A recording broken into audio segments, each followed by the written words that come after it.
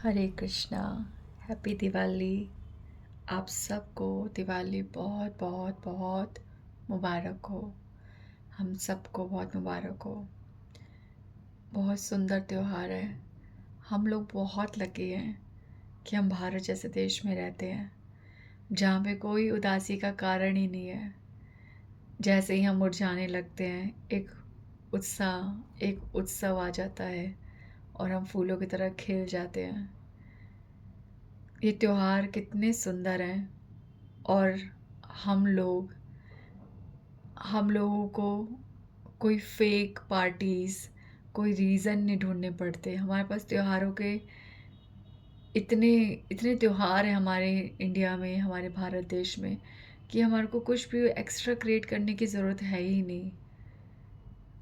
और बाहर के देशों में लोग खुशियाँ मनाने के लिए कारण ढूँढते हैं। उसका बर्थडे, उसकी पार्टी, आज उसका एनिवर्सरी, आज ये आज वो। पर हम लोग इतने लकी हैं कि ये त्योहार के पीछे एक कारण है। इस त्योहार के पीछे अध्यात्म होता है और ये आध्यात्मिक कारण होने की वजह से हम उस त्योहार से रियल कनेक्ट हो पाते हैं। उस त्योहार का रियल अर्थ जानने के बाद वो त्योहार और रियल एंजॉय हो पाता है। तो इसलिए दिवाली का त्योहार तो हम सबको ही पता है। इसके अनेक कारण हैं दिवाली हम क्यों बनाते हैं, और ये सब आपको पता है।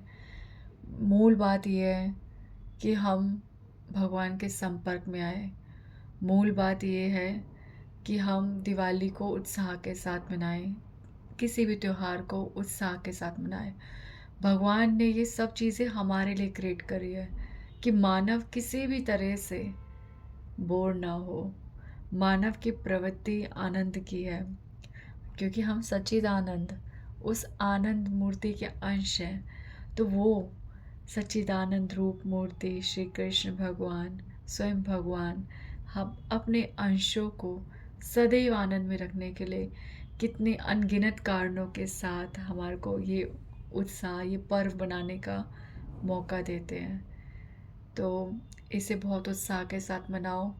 सिर्फ दिवाली का मतलब सफाइयाँ, सजावट, पटाखे फोड़ना, मिठाइयाँ बांटना, गिफ्ट्स बांटना, ये सब से लिमिटेड मत करो दिवाली को। और दिवाली के दिन सारा परिवार, कितनी अच्छी बात है, चाहे आप भय के कारण, चाहे आप प्रेम के कारण, पर ज़्यादा भय होता है कि लक्ष्मी जी आएंगी, है ना। तो इसलिए आज पूरा परिवार साथ बैठे, पूरा परिवार आज अनेकों भजन करे, अनेकों स्तुतियाँ गाए, माता रानी को भी खुश करे, गणेश जी को भी खुश करे, सबको खुश कर देना। हाँ, सब कुछ गा लेना। इतना आनंद आता है दिवाली के दिन, तो ऐसा कभी कभी खुद क्यों नहीं कर लेते हो? क्यों घर के बड़े नहीं बैठते और बोलते नहीं हैं कि आओ, चलो बैठो सारे एक साथ, आज दिया जलाओ और आरती गाओ, आओ, चलो आओ स्तुति गाते हैं। तो ये त्योहार जो हैं, ये हमारे को एक एंडेवर, एक कोशिश हमारे को दिखाते हैं कि देखो ये सुंदर जो तुमने करा है, ये कोशिश तुम सालों में कई बार कर सकते हो और इस आनंद को बार बार महसूस कर सकते हो। उस उत्साह को छुओ, टच करो, महसूस करो, और उसका वेट मत करो कि पूरे साल में वो सिर्फ एक ही बार आएगा। No, this is not good. आपको ऐसा क्रिएट करना चाहिए। ये दिवाली का उत्साह जो है, जो आप सब मिलते हो परिवार के साथ, खाना पीना, बैठना, एंजॉय करना, ये सब होना चाहिए और इसका सेंटर भक्ति अध्यात्म होना चाहिए। तो लिमिटेड मत करो। दिवाली के त्योहार, उसने कितना दिया मुझे उसको उतना ही देना है, उससे 1 रुपये ज़्यादा नहीं, 1 रुपया कम नहीं, फॉर्मेलिटी मत करो। उसको भी दो जो शायद आपको देना चाहता है पर दे नहीं पा रहा, उसको भी गिफ्ट दो। और तुलनाएं मत करो, तुलनाओं में कुछ भी नहीं रखा, ठीक है। आपके कोश न कम नहीं होंगे, सीरियसली। मैं मैं बस एक चीज़ बताऊंगी, मुझे ऐसे ऑब्जर्वेशन मेरा है कि रिचनेस, लोगों को रिच होने का बहुत शौक है ना, तो रिच वो लोग होते हैं जिनके खर्चने की प्रवृत्ति होती है, ठीक है, पर एक्स्ट्रावेगेंट नहीं, बेफितूल के खर्चे नहीं, ऐसे खर्चे जो जो जो मतलब आपका शो बज़ में ना हो, जो आप सिर्फ़ दिखावे में ना खर्च करो, ऐसे खर्चे नहीं, ऐसे खर्चे से तो आप गरीब ही होगे। ऐसे खर्चे जिससे आपको जो जेन्युइन है, मतलब आपको अपने बच्चे को कुछ दिलाना है, आपको बच्चों को साथ खुशियाँ मनानी है या परिवार को कुछ करना है, तो कंजूसियाँ, बच्चे को कोई बच्चा कुछ माँग रहा है तो कंजूसियाँ, ठीक है? ऐसे नेचर बना लोगे तो लक्ष्मी जी आपके पास टिकेंगी नहीं, ठीक है? सबसे पहली बात तो मैं पहले ही बता चुकी हूँ कि लक्ष्मी जी वहीं टिकेंगी जहाँ उनके पति होंगे, ठीक है? तो आप जो है परम भगवान की पूजा करोगे तो भगवान जो उनकी पत्नी है लक्ष्मी जी वो वहाँ पे स्थान लेंगी ही लेंगी। मतलब ही नहीं है वहाँ पे धन संपत्ति ऐश्वर्य की कमी हो। पर अब आप कहोगे कि ऐसा कोई है भक्त जहाँ पे वो धन संपत्ति नहीं है, ये है वो है। तो मैं आपको बता दूँ धन संपत्ति जो है ना सिर्फ़ ये कर जो करारे-करारे नोट नोट होते हैं ना सिर्फ़ यही इसका सबूत नहीं होता। धन संपत्ति बहुत चीज़ होती है। धन संपत्ति हमारा आत्म सुख भी होता है। धन संपत्ति आपको आपके घर में आपको बहुत चीज़ की ज़रूरत है बट आपका हृदय कह रहा है टाल रहा है। ये भी एक संपत्ति है कि आप टाल रहे इसलिए नहीं कि आप कंजूस हो, इसलिए कि आप सोचते हो कि आपको कोई दुःख नहीं है, कि कोई चीज़ आपके पास कमी हो रही है, उस चीज़ का दुःख ना होना भी एक संपत्ति है, ठीक है? आपके पास कुछ बहुत ज़्यादा है, पर उसका आपको अहंकार नहीं है, तो ये एक संपत्ति है, ये भगवान की कृपा है। तो संपत्ति सिर्फ़ नोट से नहीं होती है, बाकी संपत्ति जो है आप खर्चे जब करते हो ना, आप रोका मत करो हाथों को। मैं सच बता रही हूँ इस तरह से टेंडेंसी होती है कि खर्च आपकी लक्ष्मी आती है। जो लक्ष्मी को बहुत रोकने की कोशिश करते हैं ना, कंजूसियाँ करते हैं जैसे किसी को जो हमारे अंडर काम कर रहे हैं उनको थोड़ा-सा ज़्यादा देने में जो कंजूसी करते हैं और खिलाने-पिलाने में कंजूसी करते हैं और खाने-पीने में भी कंजूसी करते हैं और पैसों के बारे में बहुत सोचते हैं। मैं सही बता रही हूँ, उनके पास पैसा नहीं टिकता। आप नोट कर लेना, चाहे वो अमीर हो, चाहे गरीब हो, जो पैसे बहुत रोकते हैं, उनका एक साथ बह के निकलता है पैसा। या तो उनके घर में बहुत बड़ी बीमारी आ जाती है, या एक्सीडेंट हो जाता है, या कोई बहुत बड़ा नुकसान हो जाता है, या चोरी हो जाती है। आप जिस चीज़ के हक आपका है, वो ही चीज़ आपके पास रुकेगी, बाकी सब यूँ निकल जाएगा। तो अब ज़बरदस्ती लक्ष्मी जी को रोकने की कोशिश मत करो। जो आपका है वो आपके पास रहेगा, नोबडी कैन स्नैच इट। कोई भी आपको वो रॉब नहीं कर सकता, तो आप उससे छीन नहीं सकता। तो आप ऐसे लक्ष्मी जी को कंट्रोल करने की कोशिश मत करो, लक्ष्मी जी चंचल है, ठीक है? तो उनकी चंचलता को, उनके स्वभाव को रोकने की कोशिश मत करो, ठीक है? खर्चा किया करो, खुश रहा करो, एन्जॉय किया करो और और बस ये सब है। तो हम गौर लीला में प्रवेश करने वाले हैं, इसलिए अब हमारे पंच तत्व में जय श्री कृष्ण चैतन्य प्रभु नित्यानंदा श्री अद्वैत गदाधर श्रीवासादि गौर भक्त वृंद, ठीक है? तो हम लोगों ने चैतन्य महाप्रभु के बारे में तो अल्टीमेटली हम जानेंगे ही। हमने मूलतः भी जाना है नित्यानंद प्रभु को, अद्वैताचार्य को, गदाधर पंडित को, और आज हम जानेंगे श्रीवास पंडित, ठीक है? श्रीवास पंडित कौन है? 5 तत्व फिर से रिपीट करते हुए बोलूँगी। 5 तत्व, ये 5 जो है आप किसी की भी भक्ति करो, ये 5 तत्व बहुत आवश्यक है। तो ये 5 जो है इसमें 5 तत्व है नारद मुनि जी। नारद मुनि जी, पंच श्रीवास आदि गौर भक्त वृंद।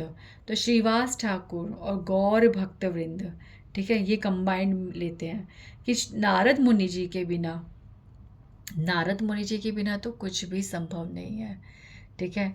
नारद मुनि जी और जिसके जीवन में नारद मुनि जी और भक्त नहीं है, ठीक है? उसके जीवन में भक्ति आ ही नहीं सकती, ठीक है, तो रूट है, रूट भक्त जो है, भक्त का एसोसिएशन रूट है। ठीक है, रूट ही जो है, जैसे रूट आपने साइंस पढ़ी होगी, तो रूट से ही सब स्टेम को सब पासेज होता है। जितने भी न्यूट्रिशन मिट्टी के अंदर होते हैं वो रूट से ही स्टेम लेती है और इस तरह से सारी शाखाओं और पत्तियों फूलों तक पहुंचाती है। तो रूट है। ठीक है, भक्त, भक्ति तो भगवान से हमें जोड़ते हैं। तो इसलिए श्रीवास ठाकुर यानी कि नारद मुनि जी, ठीक है, नारद मुनि जी। अभी एक भजन हुआ है, तो उस भजन के अनुसार मैं थोड़ा बताती हूँ, फिर मैं बताती हूँ नारद मुनि जी के बारे में। तो हम कर रहे हैं, जय जय श्रीवास ठाकुर पंडित, नारद ख्याति यार भुवन विदित। भुवन में श्रीवास ठाकुर को लोग कैसे जानते हैं, किस नाम से जानते हैं? नारद मुनि जी के नाम से। कि कहिव श्रीवासेर उदार चरित्र, श्रीवास ठाकुर का, नारद मुनि जी के उदार चरित्र के बारे में क्या बताएं? त्रिभुवन है यार स्मरण पवित्र, उनके तो स्मरण मात्र से ही त्रिभुवन तीनों जगत पवित्र हो जाते हैं। सत्य सेविलेन चैतन्य श्रीनिवास, चैतन्य महाप्रभु को, चैतन्य महाप्रभु की सत्य में सेवा अगर किसी ने करी वो है श्रीनिवास। यार घरे चैतन्य सकल विलास, इतनी सेवा करी है कि श्रीवास ठाकुर का जो घर का आंगन था वहीं पर श्री चैतन्य महाप्रभु ने सबसे ज़्यादा विलास किया है, वहीं पर कीर्तन करा है, वहीं पे बहुत लीलाएं हुई है।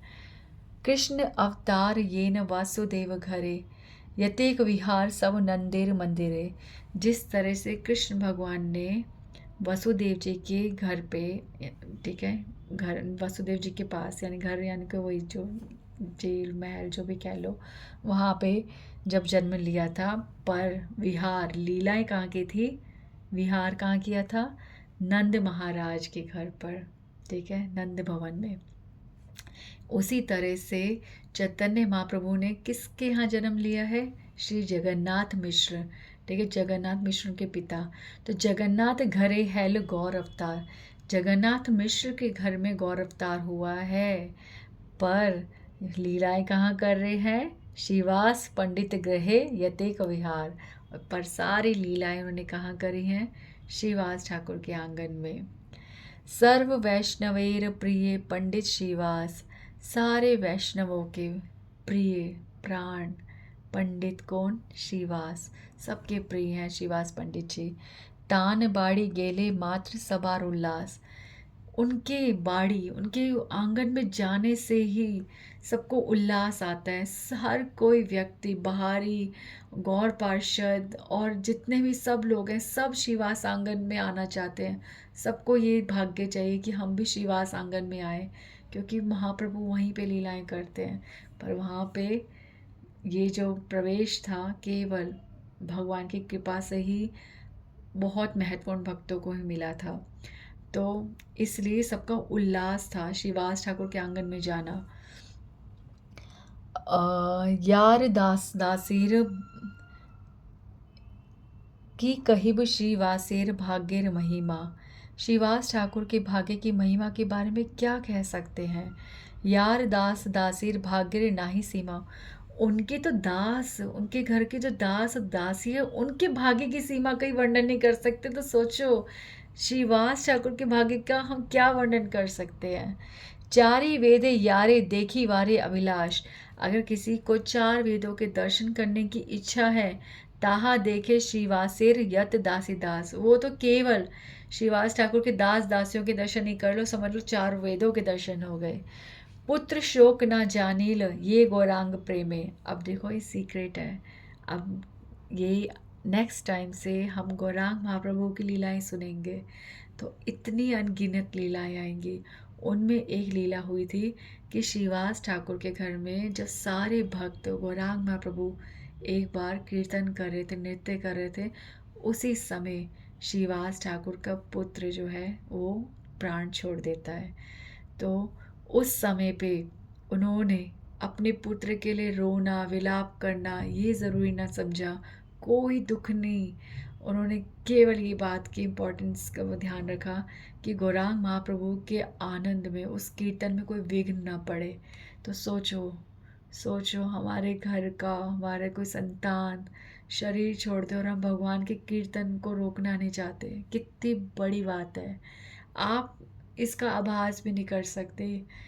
ये सब हम सोचते हैं कि महादिग्गज हैं, भक्त हैं, उन लोग वो लोग तो मोह माया से परे हैं, पर नहीं, नहीं, ये सब जो है, ये सब श्रीवास नारद मुनि जी के केस में बताऊंगी अभी। ये नारद मुनि जी एक साधारण से व्यक्ति थे और उन्होंने भक्ति करते करते करते करते ही नारद मुनि का ये पद पाया था। ठीक है, वो एक शूद्र, एक दासी पुत्र थे और उन्होंने किस प्रकार से भक्तों की सेवा करके कथा सुन सुन के एक इतने महान भक्त बने थे वो। तो ऐसा नहीं है, अगर हम ऐसा सोचेंगे तो हमारा तो कोशिश करने का कोई अर्थ ही नहीं रहा। यानी कि इतनी बड़ी बड़ी बातें, यानी जैसे कि श्रीवास ठाकुर अपने पुत्र का शोक सहन कर गए, तो ये अगर हम ऐसे सोचेंगे कि बड़ी बड़ी बातें बड़े बड़े भक्तों के लिए है, क्यों बड़े भक्तों के लिए है? ये सब हमारे लिए है, हमें शिक्षा देने के लिए किया उन्होंने, हमारे को उदाहरण देने के लिए किया है।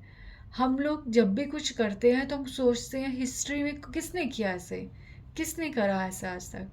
तो हम हर चीज़ को किसी न किसी से लिंक करके ही समझते हैं। तो ऐसे उदाहरण है। और अगर हम ऐसा सोचेंगे नहीं ये हमारे लिए नहीं है, हम तो हमारे से तो भक्ति ही नहीं हो सकती, हमें हमें हम कहाँ भक्ति करेंगे, अरे ठीक है हम तो माला ही फेर लेते काफ़ी है, अरे हम तो मंदिर चले जाते काफ़ी, अरे हम तो सेवा कर लेते काफ़ी। क्यों काफ़ी है? क्यों काफ़ी है? ऐसा होता तो भगवान इतनी लीलाएं क्यों करते धरती पर आकर? भगवान ये लीलाएं करते हैं इसलिए करते हैं कि मेरे बच्चों, मैं चाहता हूँ इस लीलाओं के पात्र तुम भी बनो, तुम भी इस लीलाओं में शामिल हो। तो क्या हमें नहीं होना चाहिए? अगर हम ऐसे सोचेंगे कि हम ऐसा नहीं कर सकते तो ऐसे तो भक्ति होगी नहीं। तो अभी सोचो कि आप अपने बच्चे के बारे में ज़रा सा सोचो कि वो अभी अभी आपकी आंखों के सामने नहीं है, अभी वो दूर कहीं खेल रहा है, अगर उसे कुछ हो जाए, ऐसे सोचते आप कहते हो नहीं नहीं नहीं, सोचना भी नहीं, सोचना भी नहीं, ऐसा हो गया तो आप काँप जाते हो। और यहाँ पे श्रीवास ठाकुर के पुत्र का निधन हो गया है। कब? जब कीर्तन हो रहा है, उस समय पे ना वो खुद रो रहे हैं, ना वो किसी को रोने दे रहे हैं। उन्होंने धमकी दे दी अपनी पत्नी को, सारे रिश्तेदारों को, सारी स्त्रियों को जो अंदर उस डेड बॉडी के पास बैठी थी कि यदि किसी के रोने की मुझे आवाज़ आ गई तो मैं गंगा जी में जाके छलांग मार दूंगा। मेरी गौरांग के कीर्तन में कोई विघ्न नहीं पड़ना चाहिए, ये धमकी दे रही थी। तो ये चीज़ समझो फिर क्या होंगे श्रीवास ठाकुर। तो अभी तो बहुत लीलाएं हैं, बहुत लीलाएं उनके बारे में सुनने के लिए, तो हम बहुत जल्दी प्रवेश कर रहे हैं। तो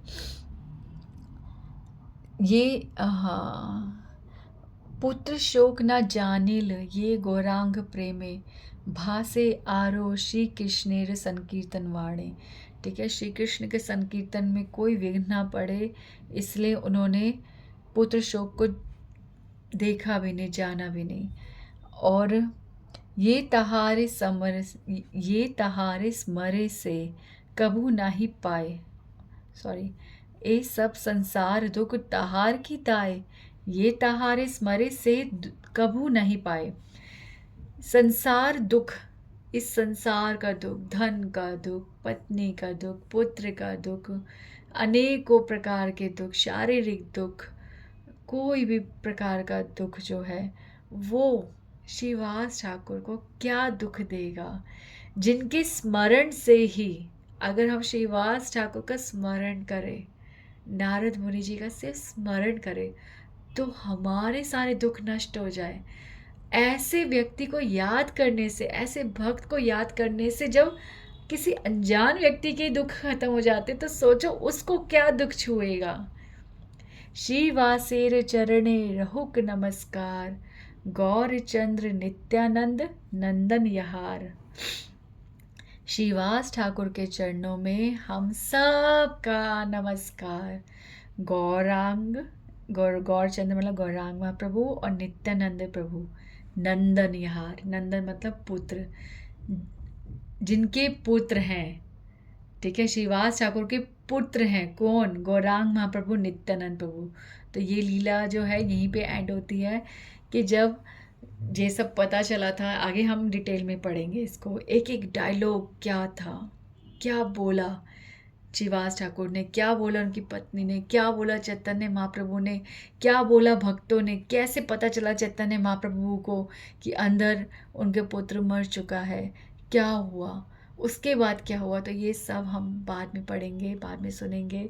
अभी हम मूल रूप उनका जानेंगे, नारद मुनि जी। तो ये जब एंड होता है ना, तो गौरांग महाप्रभु नित्यानंद प्रभु श्रीवास ठाकुर को ये वचन देते हैं कि तुम्हें पुत्र वियोग कभी नहीं होगा। क्यों? क्योंकि आज से गौरांग और नित्यानंद हम दोनों तुम्हारे पुत्र हैं।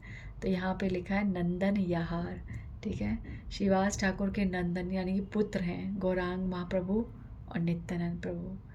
तो ये श्रीवास ठाकुर जी के बारे में हमने जाना। हरी हरी हरी हरी बोल। बहुत बहुत बहुत सुंदर हो गया। आज तो दिवाली है और हम नारद मुनि जी के बारे में जान रहे हैं। तो नारद मुनि जी के विषय में शुरू से सब भक्त, हर भक्त के जीवन में नारद मुनि जी कनेक्ट है, चाहे वो कोई भी परंपरा में कनेक्ट हो। नारद मुनि जी जो है वो मूल रूप से हमसे जुड़े हुए हैं, क्योंकि भक्ति का प्रवाह जो है वो नारद मुनि जी को छूते हुए तो निकलता है। तो वो जो गंगा की बात हुई थी ना, कि जो शिव विष्णु के चरणों से, फिर अनंत शेष, फिर महादेव, फिर धरती पर आती है, तो ये सब गंगा जी का प्रवाह जो है उसमें सम्मिलित कौन है, नारद मुनि जी भी सम्मिलित है। तो आप ध्रुव महाराज जी के केस में आओ, ठीक है। ध्रुव महाराज के केस में ध्रुव महाराज के गुरु कौन बने थे, नारद मुनि जी, ठीक है। ध्रुव महाराज जब अपने पिता का घर छोड़ के, उत्तानपाद का घर छोड़ के बाहर निकल गए रात्रि में जंगल में, तो किसने किसने मार्गदर्शन करा, उस 5 वर्ष की आयु के बालक का मार्गदर्शन नारद मुनि जी ने करा, ठीक है, नारद मुनि जी ने करा। प्रहलाद महाराज, ठीक है, प्रहलाद महाराज वो किसकी देखरेख में पले, नारद मुनि जी के, तभी तो वो इतने महान भक्त हुए, ठीक है। इस प्रकार से अनेकों भक्त हैं। वाल्मीकि जी, ठीक है, वाल्मीकि जी जो रत्नाकर डाकू थे, उनको उनके हृदय में परिवर्तन करा, ठीक है, वो कौन थे, नारद मुनि जी। नारद मुनि जी ने ही उनको बोला था कि तुम राम नाम जपो, राम नाम जपो, ठीक है। तो जो रत्नाकर डाकू थे वो इतने अपराध, इतने पाप कर चुके थे, तो नारद मुनि जी ने उस टाइम बोला कि तुम इन पापों के कारण भगवान का नाम नहीं ले सकते, पाप की वजह से हमारे मुख से भगवान का नाम नहीं निकलता। तो उन्होंने युक्ति सुझाई, क्या उन्होंने बोला, तुम बोलो मरा मरा मरा मरा मरा, और इस तरह से वाल्मीकि जी जो रत्नाकर डाकू थे, मरा मरा मरा मरा मरा बोलते हुए राम राम राम राम राम राम राम राम, इस तरह से राम निकल रहा था उनके मुंह से। तो उल्टा नाम जप के भी, अरे वो ना एक वीडियो है ना, मेरे को 2-3 लोग पूछ चुके हैं कि जो कि हरे कृष्ण, इसमें हमारे मुंह से साउंड निकल जाता है कृष्णा, हाँ कृष्णा। तो कृष्णा जो है वो तो द्रौपदी है, और हरे कृष्ण में हमें कृष्ण बोलना चाहिए, हम कृष्णा बोलते हैं, तो ये नाम का उच्चारण गलत है। तो इस केस में आपको मैं ये बोलूँगी, बहुत अच्छी बात है अगर आप इस चीज़ पे कंसंट्रेट कर रहे हो कि हमारे मुख से कृष्णा तो नहीं निकल रहा, कृष्ण ही निकल रहा है, तो ये बहुत अच्छी बात है। एक्चुअली तो हमारे सभी संत, हमारे सभी आचार्य ही कहते हैं, और गौरांग महाप्रभु भी कहते हैं कि नाम उच्चारण बहुत ध्यान से होना चाहिए, ठीक है। जब हम भगवान के नाम का उच्चारण करते हैं, हम चैंटिंग करते हैं, तो हमें शुरुआत में उसका एक एक उच्चारण खुद बहुत ध्यान से सुनना चाहिए खुद को, ठीक है, और तेज ही बोलना चाहिए, ताकि हमारे से एकदम स्पष्ट क्लियर वर्ड्स निकले, ठीक है। हरे कृष्ण कृष्ण कृष्ण हरे हरे। और रही बात संकीर्तन, जब हम कीर्तन करते तब हरे कृष्णा, तो ये आ की साउंड नहीं है, ये म्यूजिक की साउंड है, ये स्वर है। ये तो ये कोई वो नहीं है कृष्णा, ठीक है। तो ये तो साउंड निकलता है। और जो फॉरेनर्स हैं वो तो एक्चुअली हर चीज़ को जो शिव को शिवा बोलते हैं, ठीक है। तो इस तरह से वो उनका तो आ साउंड हिंदी लैंग्वेज में निकलता ही है। फिर भी फिर भी अगर आपके मुंह से कृष्णा निकल रहा है या कृष्ण निकल रहा है, आप ध्यान ज़रूर दो कि कृष्ण बोलो, पर वहमों का कोई इलाज नहीं है, डर के मत करो। अब इसका एग्जाम्पल यही है वाल्मीकि जी, जो मरा मरा मरा मरा मरा उल्टा नाम जप के, राम का नाम उल्टा बोल के राम को पा गए। तो अगर हमारे से ऊपर नीचे कुछ हो भी जाता है ना, तो वहम मत करो। भगवान है वो यार, भगवान बहुत बड़ी चीज़ है, कोई छोटी चीज़ नहीं है। ध्यान से करनी है भक्ति, बहुत ध्यान से उच्चारण करना है, पर भगवान को सस्ता नहीं समझना। भगवान इन सब में नहीं ध्यान देते। हमें भाव से, हृदय से हरि नाम करना है, ये ज़रूरी है। तो ज़्यादा मत सोचो। और मैं ये बात कहूँगी कि ये जो भी वीडियो में बोला है ना, जिस भी संत ने बोला है, बहुत सुंदर बात है। तो जब मुझे किसी ने क्वेश्चन किया था व्हाट्सएप पे, तो ये वीडियो भेज के किया था।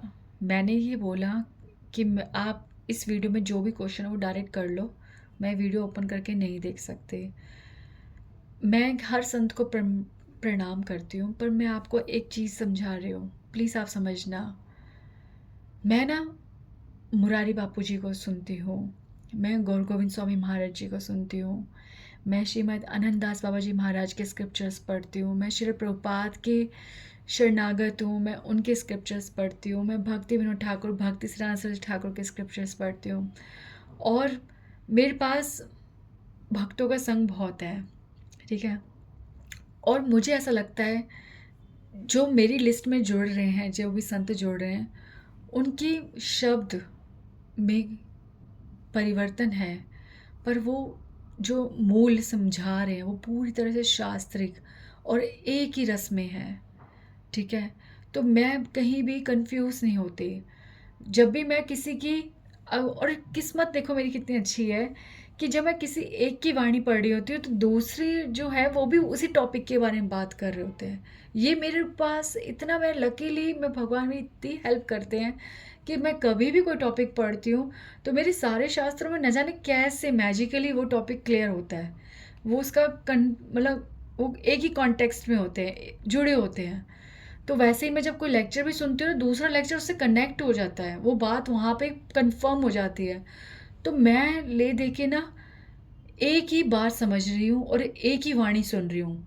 ये अलग अलग वाणी होने के बाद भी मेरे लिए सारी एक ही वाणी है, पर मैं अलग अलग और नहीं सुनती, ठीक है। अगर मुझे कंफर्म हो जाए और भगवान कुछ कृपा करे और मैं कुछ सुन लूँ, तो मैं ऑब्वियसली ऐड करूँगी उसे। पर मैं आपको ये बोल रही हूँ कि मैं बहुत कमज़ोर महसूस करती हूँ।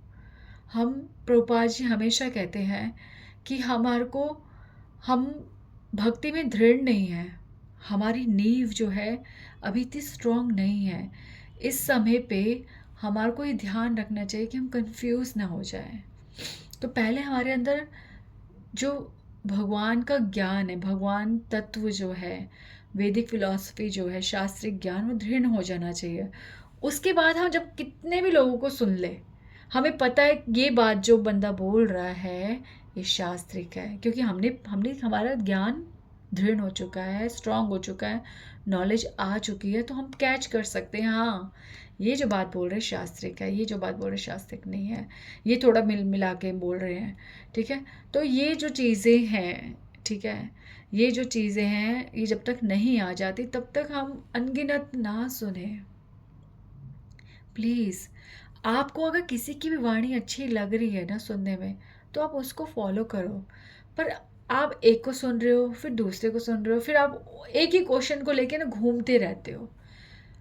अरे बाबा, मुनि, ठीक है। मुनि और साधु की परिभाषा यही है कि जिसका विचार अलग हो, जो एक अलग ही विचार में अपनी भक्ति की परंपरा लेके चल रहा है।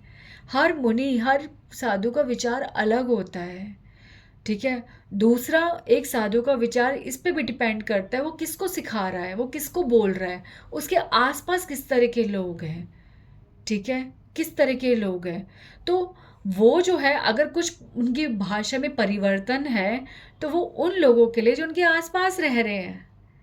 उन लोगों को तो कौन करेगा, उनको कौन सिखाएगा, उनको क्या मतलब संसार से, उनको तो उस संसार से मतलब है जो उनके आसपास बैठे हुए उनके चरणों में, उनको बात समझ में आ जाए, इसलिए वो थोड़ा सा अलग बोलते हैं, ठीक है। तो आप ये सब भेद मत सोचो, ठीक है। हर साधु मूल बात जानता है, पर अगर उसके बोलने में परिवर्तन है तो वो उस समाज, उन लोगों के लिए जो उसके आसपास लोग सुन रहे हैं, ठीक है। तो प्लीज़ इस वजह से, ठीक है, और बात समझाने के लिए बात भिन्न भिन्न अलग अलग हो सकती है। तो आज आप ये हरे कृष्ण का जो क्वेश्चन है, वो कोई संत अलग जवाब दे रहा है, अगर आप किसी और संत से पूछोगे तो वो कोई और जवाब देंगे। तो वो गलत जवाब नहीं है, वो जवाब इस बात पे डिपेंड करता है कि सामने वाला कैसे समझेगा, ठीक है। थर्ड थिंग आ जाती है कि एक साधु ऐसा भी होता है जो कि एकदम स्पष्ट बात कहता है, जो शास्त्रिक बात बोलता है, जो ऊपर से कुछ भी लगा के नहीं बोलता। एक चीज़ ये भी होती है। तो साधुओं की कैटेगरी तो अलग अलग होती है। तो आप इतना प्लीज़ करो, ये यूट्यूब जो है ना, ये फ़ायदेमंद है तो हानिकारक भी है। आप प्लीज़ अनगिनत सुन सुन के आप सोचो हम भक्ति कर रहे हैं, किसी को दिखा रहे हो, देखो जी हम जो वीडियो सुन रहे हैं, अरे हम तो आध्यात्मिक है, हम तो वीडियो सुन रहे हैं। किसके सुन रहे हैं? हम जी याली महाराज जी के सुन रहे हैं। अरे किसके सुन रहे हैं? हम याली याली संत के सुन रहे हैं, हम इनकी महाराज जी के सुन रहे हैं, इनकी अरे इनकी सुन के क्या हो जाएगा? कौन से मार्क्स मिल जाएंगे? मज़ा तो तब है जब किसी एक को सुन के उसकी बात समझ लो। तो मत भटको, मत भटको, कोई फ़ायदा नहीं है। खुद ही देख लो कितनी वीडियो सुन सके हो, और खुद ही सोच लो कितना कुछ समझ आ चुका है। ये नॉलेज इम्पोज करने का ना खेल बंद कर दो। किसी की बात सुन के किसी को कुछ बता रहे हो और शो कर रहे हो हमें नॉलेज है। This is not good, not good. Knowledge सुनना और नॉलेज का अनुभव करना दोनों चीज़ें अलग है। तो अनुभव की दुनिया में आओ, और अनुभव तभी हो सकता है जब हम हरि नाम करेंगे। तो हरे कृष्ण महामंत्र को पकड़ो, पकड़ो, हरि नाम पकड़ो, बहुत हृदय से करो, बहुत हृदय से करो। तो नारद मुनि जी के बारे में ये कैसे हो सकता है, इतना मैं छोटा बोल दिया। मेरे को तो बहुत कुछ बताना है नारद मुनि जी के बारे में। नारद मुनि से मेरा बहुत विशेष प्रेम है, बहुत विशेष प्रेम, बहुत प्यारे लगते हैं नारद मुनि जी। नारद मुनि जी के साथ भी इतनी लीलाएं हुई हैं, वही वाली बात, कितनी बार तो कुछ अटपटा सा हो जाता है। फिर वही बात आती है कि गलती भी किसी संत को, किसी बड़े व्यक्ति को ही करनी पड़ती ताकि सारा विश्व समझ सके उसे। तो नारद मुनि जी के द्वारा भी इधर उधर की बातें हुई हैं। जैसे नारद मुनि जी ने श्री राम जी को, सॉरी विष्णु जी को श्राप दिया था, ठीक है, कि तुम मानव बन जाओ, ठीक है, मानव अवतार लोगे, जिसमें कहानी बंदर तुम्हारी सहायता करेंगे, रामायण में आता है, ठीक है। तो नारद मुनि जी जो है विश्व मोहिनी के अट्रैक्शन में आ जाते हैं। आप सब जानते हो, इसलिए मैं ज़्यादा डिटेल में नहीं जा रही, ठीक है। नारद मुनि जी जो है, और नारद मुनि जी, चलो थोड़ा सा बोलूँ, थोड़ा सा बोलती हूँ, थोड़ा सा, ठीक है। एक बार क्या होता है, नारद मुनि जी जो है, जो एक बार तपस्या कर रहे होते हैं, ठीक है, तपस्या कर रहे होते हैं। तो नारद मुनि जी तपस्या जब कर रहे होते हैं तो उनका ध्यान लग जाता है, ठीक है। अब जैसे ही किसी का भी ध्यान लगता है तो इंद्र देवता जी और देवी देवता जो है वो भयभीत हो जाते हैं कि यदि इनकी तपस्या सफल हो गई तो ये हमारा स्थान ले लेंगे, ठीक है। एक तपस्वी जो होता है वो जो इच्छा करता है वो उसको पूर्ण करता है, उसकी पूर्ण हो जाती है। तो कोई भी मानव जो है वो क्या मांगेगा? ठीक है, धन, ऐश्वर्य, संपत्ति। उसके बाद वो क्या मांगता है? देव स्थान, देवलोक, स्वर्ग लोक, स्वर्ग का सिंहासन। तो ये बात जो है, इंद्र देवता जी और सभी देवताओं को हमेशा भयभीत करती है। इससे जब भी कोई तपस्या करता है तो वो ये सोचता है कि अगर इसकी तपस्या सफल हो गई और इसने मेरा सिंहासन मांग लिया तो क्या होगा। तो इसलिए कोई भी तपस्या जब होती है तो देवी देवता विघ्न डालते हैं। ठीक है, विघ्न डालते हैं। तो अब इंद्र देवता जी ने देखा नारद मुनि जी तपस्या कर रहे हैं और विलीन हो गए एकदम से, उनका ध्यान लग गया। तो उन्होंने फटाफट कामदेव को भेजा, ठीक है, कि विघ्न डालो। अब कामदेव जी जब वहाँ पे गए, ठीक है, विघ्न डालने नारद मुनि जी के पास, तो नारद मुनि जी के पास विघ्न डाल रहे हैं। अब कामदेव जी को ना एकदम से डर उठ गया कि एक बार मैंने शिव जी के तपस्या में भंग करने की कोशिश की थी और शिव जी ने मुझे वो कर दिया, भस्म कर दिया। ठीक है, और तब से मैं शरीर रूपी नहीं रहा। ठीक है, मैं उनका शरीर ख़त्म कर दिया। कामदेव तो है पर शरीर नहीं है। तो कामदेव शरीर से नहीं दिखते अब, पर कामदेव जी की उपस्थिति है। ठीक है, तो उन्होंने कहा शिव जी ने तो मुझे भस्म कर दिया, अब मैं बचा कुचा जो हूँ, अगर जो है वो नारद मुनि जी के शाप से कुछ खराब ना हो जाए। तो वो भयभीत हो गए, तो वो रुक गए। पर उसी समय नारद मुनि जी ने आँख खोली, ठीक है, और देखा कामदेव जी सामने चरणों में पड़े हैं। तो नारद मुनि जी ने कहा ये क्या कर रहे हो? तो उन्होंने बोला मैं ऐसे ऐसे आपका देवताओं की आज्ञा से आपकी तपस्या को भंग करने आया था। पर मैंने ऐसी ज़रूरत नहीं करी, आप इतनी तपस्या करें, मैं आपके श्राप से डरता हूँ, आपके क्रोध से डरता हूँ, तो मुझे क्षमा कर दीजिए, मैंने आपको कुछ भी भंग नहीं डाला, आप स्वयं उठे, मैंने कुछ नहीं करा, मुझे क्षमा कीजिए। तो नारद जी कहते हैं नहीं नहीं नहीं, आप मैं कोई क्रोध में नहीं हूँ, आपने कुछ नहीं करा, आप जाइए, आप सुरक्षित हैं। अब नारद मुनि जी के हृदय में अहंकार आ गया। Oh my God! नारद मुनि जी के हृदय में अहंकार आ गया। नारद मुनि जी यार, देखो ये रोल मॉडल है, ये रोल मॉडल है हमारे लिए।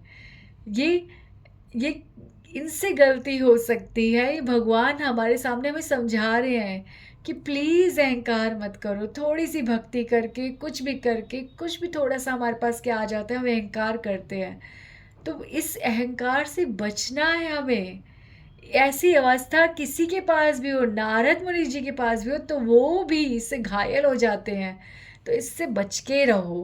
तो ये हमारे लिए एग्जाम्पल है।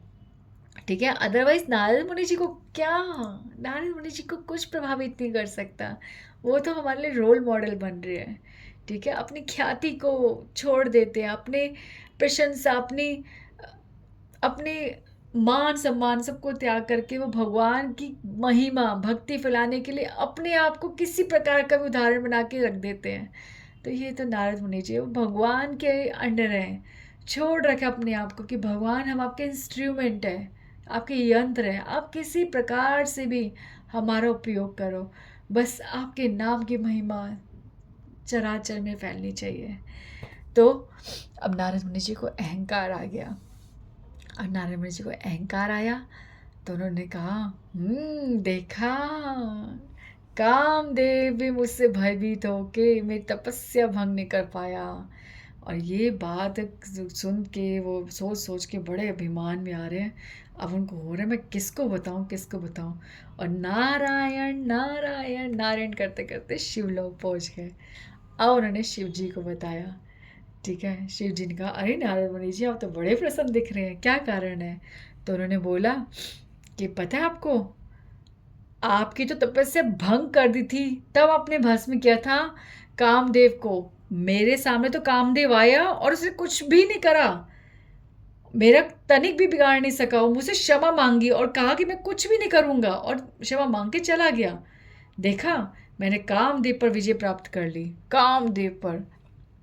शिव जी ने कहा ये तो बहुत अच्छी बात है, आप तो है ही भक्ति में इतने बड़े भक्त हैं, आपकी तपस्या में कौन विघ्न डाल सकता है, ये तो बहुत आनंद की बात है।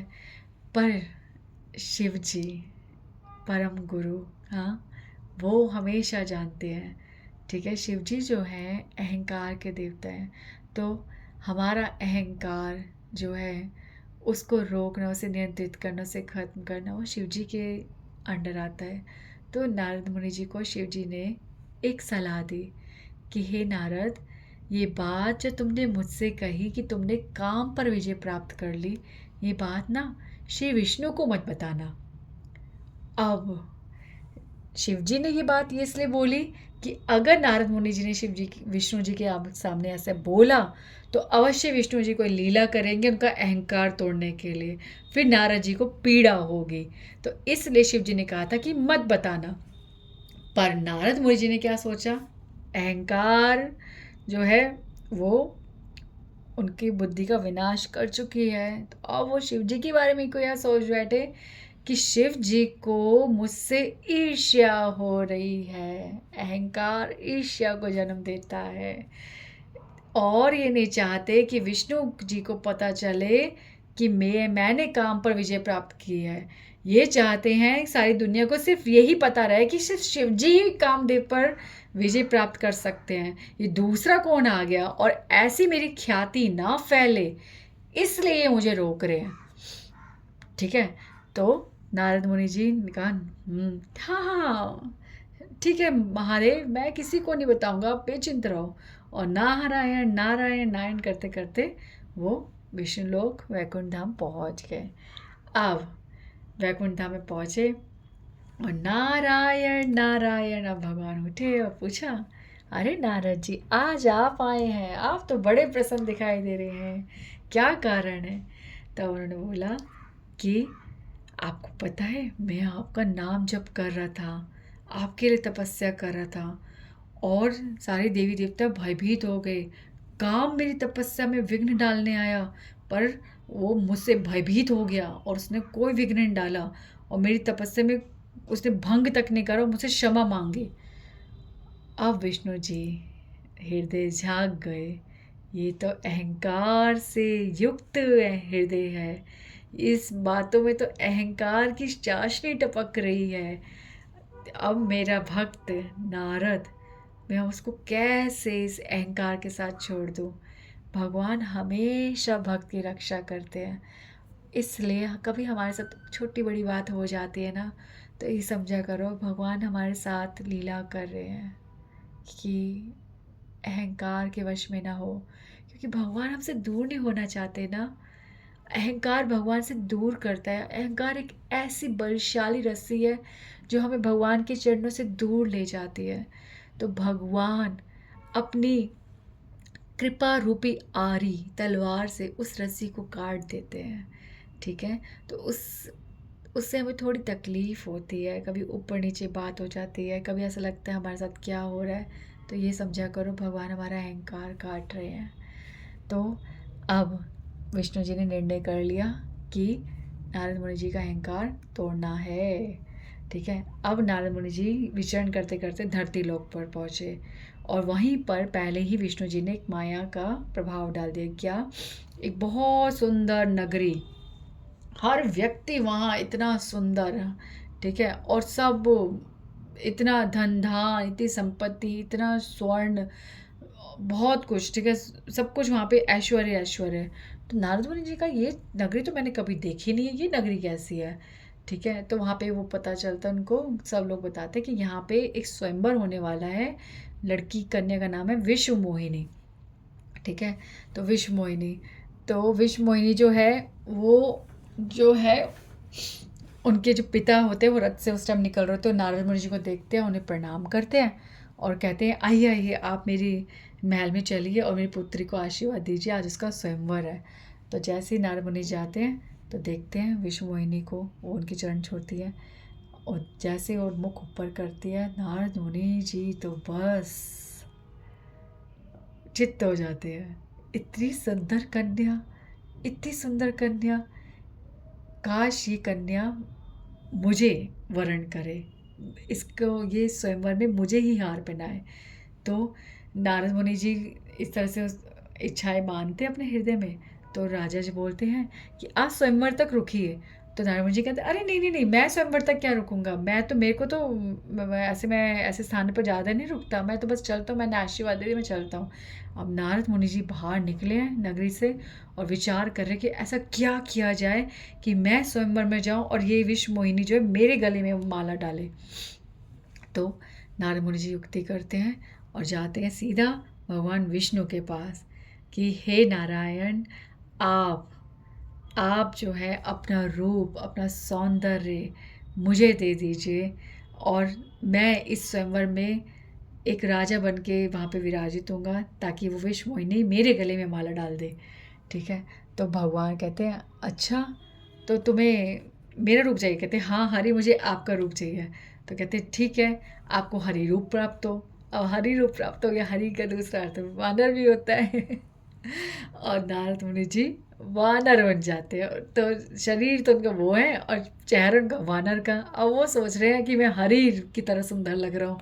ठीक है, अब वहाँ पे आपको पता है उस समय ना, जब वो नारद मुनि जी शिवलोक से निकले थे ना, तो शिवलोक के दो दूत जो है उनको फॉलो कर रहे थे। शिव जी ने कहा था कि इनके साथ ही रहो और देखो क्या हो रहा है, नारद मुनि जी सुरक्षित हैं, ठीक है, और मुझे बताओ सब कुछ। तो इस तरह से दो दूत जो हैं वो नारद मुनि जी के पीछे पीछे ही घूम रहे हैं। ठीक है, फॉल दूर से देख रहे हैं कि क्या चल रहा है। तो अब नारद मुनि जी वहाँ पे आए हैं, ठीक है, स्वयंवर की सभा में बैठे हैं और पीछे से वो जो शिव जी के दो दूत हैं वो मजाक कर रहे हैं। ठीक है, अरे वाह वाह वाह, क्या रूप है, क्या रूप है, ये कन्या तो आप ही के गले में हार डालेगी, ये तो निश्चित है। हरि के जैसा रूप आपका, आहा, आनंद रूपी रूप, वाह, मज़ा आ गया, आप ही को में होगा। वो तो नारद मुनि जी को और अहंकार आ गया। नारद मुनि जी का अच्छा, तो ये बात तय हो गई है, इन दो बंदों ने भी मुझे बोल दिया कि मैं सबसे सुंदर लग रहा हूँ। तो ये विष मोहिनी इतने बड़े सभागृह में कहाँ कहाँ भ्रमण करेगी, मैं ही ना उठ के आगे चला जाता हूँ। ठीक है, मैं ही आगे उठ के सबसे पहले चला तो मुझे देखेगी, हार पहनाएगी, बात खत्म। अब वो नारद मुनि जी वहाँ पे जाके विष मोहिनी के आगे चले जाते हैं। तो विष मोहिनी जी आगे जाते हैं, बैठती हैं वहाँ पे। विष मोहिनी जैसे नारद मुनि जी को देखती है, वो उस रो में ही नहीं जाती, वो आगे चली जाती है। इसका संवाद जो है आप मुरारी बापू जी के मुंह से सुनोगे ना, आपको बहुत आनंद आएगा। मुरारी बापू जी इतनी सुंदर बात इसमें कहते हैं कि नारद मुनि जी जिस रो में बैठते हैं, विष मोहिनी उस रो में ही नहीं जाती। ठीक है, तो विष मोहिनी कौन है? भगवान की माया है। तो जहाँ संत होता है वहाँ तो माया रुकती ही नहीं है और ना ही उस तरफ जाती है। जो लोग उस नारद मुनि जी के रो में जो राजा लोग बैठे हैं, विषमोहिनी वहाँ भी नहीं गई। यानी कि एक संत के साथ जो जो लोग बैठे होते, जो जो लोग उनके संग में होते हैं, माया उनको भी प्रभावित नहीं करती। तो ये होती है संत की महिमा। तो इस लीला में एक छोटा सा शिक्षा ये भी है, श्री मुरारी बापू जी प्रिय हो। तो इस तरह से अब विष मोहिनी दूसरी रो में जाए, फिर नारद मुनि जी वहाँ के बैठ जाए। अब वो हंस रही है इतनी जोर जोर की, उनकी सखियाँ भी साथ में हंस रही हैं। नारद मुनि जहाँ जा रहे हैं वो वहाँ से उधर अपना रास्ते ही मोड़ लेती हैं और करते करते करते भगवान विष्णु को पास हो जाती है और हार विष्णु जी के गले में पहना देती है कि माया आखिरी में किसकी है? श्री विष्णु की है। तो इस तरह से विष्णु जी विष्णु मोहिनी को साथ लेके रथ पे सवार होकर निकलते हैं। ठीक है, रथ पे निकलते हैं तो नारद मुनि जी देखते हैं ये क्या, इन्होंने मुझे हार नहीं पहनाया तो विष्णु को हार पहना दिया। फिर वो जो दूत है ना, तो वो क्या उनका मजाक उड़ा रहे होते हैं। वो कहते हैं पहले अपना चेहरा तो देख लीजिए, कितने सुंदर लग रहे हैं। शायद विष्णु मोहिनी ने अपने आप योग्य नहीं समझा, मतलब अपने आप को आपके योग्य नहीं समझा, आपको भी अपना चेहरा निहार लेना चाहिए। तो जैसे वो पानी होता है ना वहाँ पे, वो उन्होंने सजावट में वहाँ पे पानी रखा होता है कहीं, तो उसमें झाँकते हैं तो नारद मुनि जी का चेहरा देखते हैं और इतना क्रोधित हो जाते हैं, मैं वानर लग रहा हूँ, मैं तब से सोच रहा हूँ मेरे को हरी जैसी सुंदरता मिली और मैं ये हरी लग रहा हूँ। और इस तरह से उनको इतना क्रोध आता है और उसी टाइम वो जो शिवदूत होते हैं उनको श्राप देते हैं कि तुम तब से ये सब जानते हो, मेरा मजाक उड़ा रहे हो, जाओ तुम राक्षस हो। ठीक है, तो वो जो राम जी की लीला से राक्षस बनते हैं दोनों। अब आगे जाते हैं और रथ पे जाते हैं और रथ पे फटाफट चढ़ते हैं और ना विष्णु जी को बोलते हैं आपने मुझे ये रूप दिया, आपने मुझे ये रूप दिया, मैंने आपसे आपका हरि रूप मांगा, आपने मुझे ये रूप दिया। और इस तरह से नारद मुनि जी इतने क्रोध में आते हैं और राम विष्णु जी को श्राप देते हैं कि आप जिस जिस तरह से आपने मेरा मजाक उड़ाया ना, यही रूप, यही वानर जो है आपकी जब आप नरलीला करोगे तो आपकी कोई मनुष्य मदद नहीं करेगा, ये वानर ही आपकी मदद करेंगे। आप मनुष्य के रूप में जन्म लोगे, मैं ये आपको श्राप देता हूँ। और अनेक बातें करते हैं, अनेक उसमें विष्णु जी की निंदा करने के उसमें काफ़ी बातें बोलते हैं, आप रामायण में पढ़ सकते हो। तो इस तरह से जैसे ही वो श्राप निकलता है उनके मुख से, उसी समय वो नगरी लुप्त हो जाती है। ठीक है, विष्णु मोहिनी जी चली जाती हैं और विष्णु जी और लक्ष्मी जी रथ पे सवार हैं, नारद मुनि जी वहाँ पे और कुछ भी नहीं है। तब नारद मुनि जी देखते हैं कि ये सब भगवान की लीला थी, और वो एकदम से क्षमा मांगते हैं, ये मैंने क्या करा, आपने ऐसा क्यों करा। तो विष्णु जी बोलते हैं, आप अहंकार युक्त हो गए थे, मुझे आपको अहंकार मुक्त करना था, इसलिए ये सब लीला हुई थी। पर प्रभु मैंने तो आपको श्राप दे दिया। तो उन्होंने कहा कि ऐसे कौन सी चीज़ है जो नहीं होनी थी और हो गई, ये सब मेरी इच्छा थी और ये होना ही था। इसका मतलब अपने हृदय में कोई भी शोक मत करो नारद, इस तरह से ये लीला थी। ठीक है, तो नारद मुनि जी इस तरह से बहुत एग्जाम्पल्स हैं, बहुत लीलाएं हैं। और वैष्णव संप्रदाय जो है पंचरात्रिक विधि जो पालन करता है, ठीक है, भक्ति की, वो भी नारद मुनि जी के अंतर्गत आती है। तो इस प्रकार से नारद मुनि जी की बहुत है लीलाएं। ठीक है, तो अभी हम ख़त्म करते हैं इसको, ख़त्म नहीं, रोकते हैं इसको।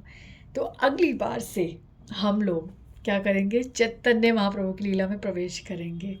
ठीक है, और अनगिनत लीलाएं, एक एक लीला जब सुनोगे ना, एक एक दिन दिन दिन, पल पल पल, पग पग पग, चैतन्य महाप्रभु के चरणों में आपका प्रेम बढ़ता जाएगा। ठीक है, तब तक के लिए बोलो गौरांग नित्यानंद, गौरांग नित्यानंद। जय श्री कृष्ण चैतन्य प्रभु नित्यानंदा, श्री अद्वैत गदाधर श्रीवासादि गौर भक्त वृंदा। Hare Krishna Krishna Krishna Hare Hare, Hare Ram Ram Ram Hare Hare. Happy Diwali, thank you so much. आप मुझे ऐसा प्रेरणा दे रहे हो कि भगवान की कथा हम सब मिलके सुन पा रहे हैं। Thank you so much. Happy Diwali. Diwali को हैप्पी हैप्पी हैप्पी मनाने के लिए so much thank you. Hare Krishna.